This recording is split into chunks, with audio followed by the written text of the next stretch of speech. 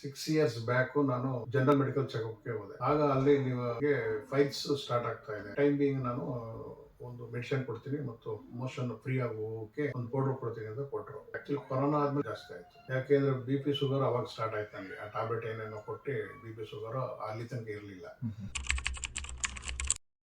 ಕೆಲವು ಸೊಲ್ಯೂಷನ್ ನೋಡಿದ್ರು, ಅದು ತಿನ್ನು, ಇದು ಈ ಐಟಮ್ ತಿಂದ್ರೆ ಬರೋದಿಲ್ಲ, ಆ ಐಟಮ್ ತಿಂದ್ರೆ ಬರೋದಿಲ್ಲ, ಅಥವಾ ಈ ಸೊಪ್ಪು ತಿಂದ್ರೆ ಕಡಿಮೆ ಆಗ್ಬಿಡುತ್ತದೆ. ಬಟ್ ಅದು ಮಾಡಿದಾಗ ಅದು ಟೆಂಪರರಿ ಒಂಚೂರು ರಿಲೀಫ್ ಆಗ್ಬೋದು ಖಾರ ತಿಂದಿದಾಗ. ಬಟ್ ಅದು ಫೌಂಡೇಶನ್ ಏನಿದೆ ಅದು ಹಂಗೆ ಇರ್ತಿತ್ತು. ಯಾವಾಗ ಅದಕ್ಕೆ ಖಾರ ನಾವು ಅದಕ್ಕೆ ಸಪೋರ್ಟಿವ್ ಆಗಿ ತಿಂತೀವೋ ಅದು ರೈಸ್ ಆಗುತ್ತೆ. ಇದಾದ್ಮೇಲೆ ನನಗೆ ಸುಸ್ತು ಸಂಕಟ ಎಲ್ಲ ಆಗೋದು. ಆಗ ನಮ್ಗೆ ಹಿಮೋಗ್ಲೋಬಿನ್ ಕಡಿಮೆ ಆಗುತ್ತೆ.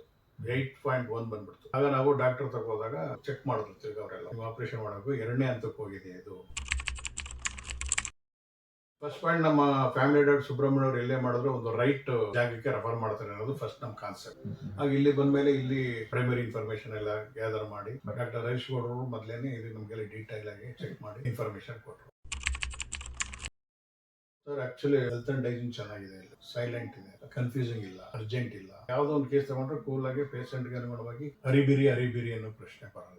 Hygiene is very good compared to ಆಮೇಲೆ other hospitals. 100 ಜನ ಬರ್ತಾ ಇರ್ತಾರೆ, ಹೋಯ್ತಾ ಇರ್ತಾರೆ. ಯಾವ ಡಾಕ್ಟರ್ ಯಾರು ಫಾಲೋ ಮಾಡ್ತಾರೆ ಅಂತ ಒಂದು ಗೊತ್ತಾಗಲ್ಲ. ಆ ನರ್ಸ್ಗಳು ಯಾವ ಟೈಮ್ಗೆ ಯಾವ ನರ್ಸ್ಗಳು ಬರ್ತಾರೆ ಅಂತ ಹೇಳಕ್ಕಾಗಲ್ಲ. ಒಬ್ಬ ಡಾಕ್ಟರ್ ಅದನ್ನು ಒಬ್ಬ ಪೇಷಂಟ್ಗೆ ಭಯ ಇದ್ದೇ ಇರ್ತದೆ ಆಪರೇಷನ್ ಅಂದ್ರೆ. ಆದ್ರೆ ಒಬ್ಬ ಡಾಕ್ಟ್ರು ನಾನು ಇದೀನಿ, ಏನು ಆಗುದಿಲ್ಲ, ಅಂಥದ್ದೇನು ಇಲ್ಲ, ಹಂಗೆ ಹಿಂಗೆ ಅಂತ ಒಂದು ಮನವರಿಕೆ ಮಾಡ್ಕೊಂಡು ಕೌನ್ಸಿಲಿಂಗ್ ಮಾಡಿ ಮೈಂಡ್ ನ ಒಂದು ಲೆವೆಲ್ ಪೀಸ್ ಆಫ್ ಮೈಂಡ್ ತರ್ತಾರಲ್ಲ, ಅದು ಇಂಪಾರ್ಟೆಂಟ್. ಬಿಲ್ಡಪ್ ಮಾಡೋದಿದೆಯಲ್ಲ, ಅದು ಬಹಳ ಮೋಸ್ಟ್ ಇಂಪಾರ್ಟೆಂಟ್.